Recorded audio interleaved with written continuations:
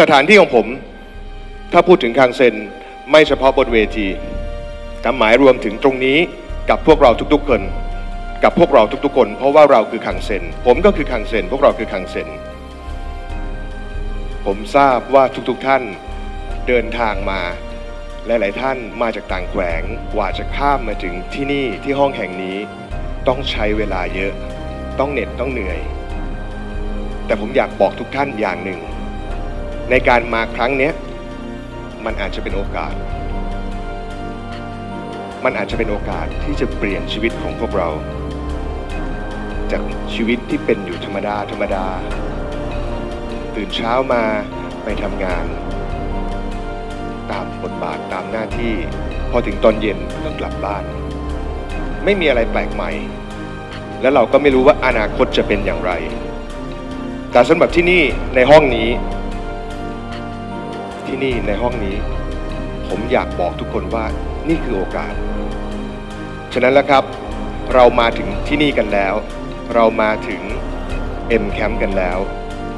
ผมอยากให้ทุกท่านตัดสินใจแล้วก็เลือกและในขณะเดียวกันเรียนรู้ในสิ่งที่คณะกรรมการเรียนรู้ในสิ่งที่คณะทำงาน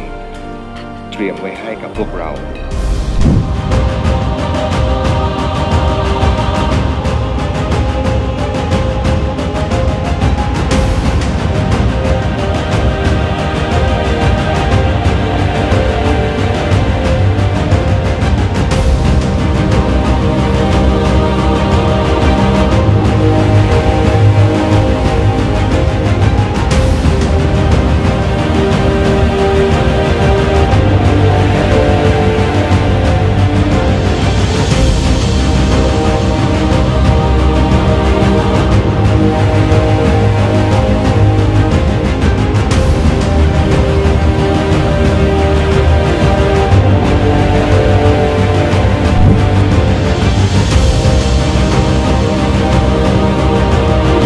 ข้าพเจ้าผมเป็นคนเก่ง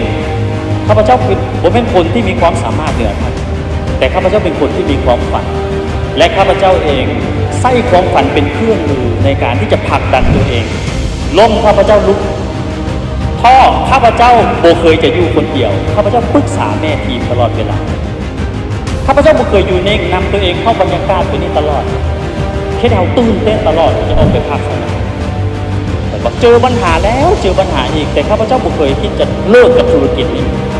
เพียงแค่หายใจแล้วข้าพเจ้าบรรลุขึ้นมาสู้ใหม่ขอให้ทุกคนบรรลุเป้าหมายอย่ายอมล้มเลิกจนกว่าท่านจะได้ใช้ความพยายามเต็มที่และอย่ายอมล้มเหลวจนกว่าท่านจะประสบผลสำเร็จขอให้ทุกคนประสบผลสำเร็จและเจอกันในรอบประชุมครั้งต่อไป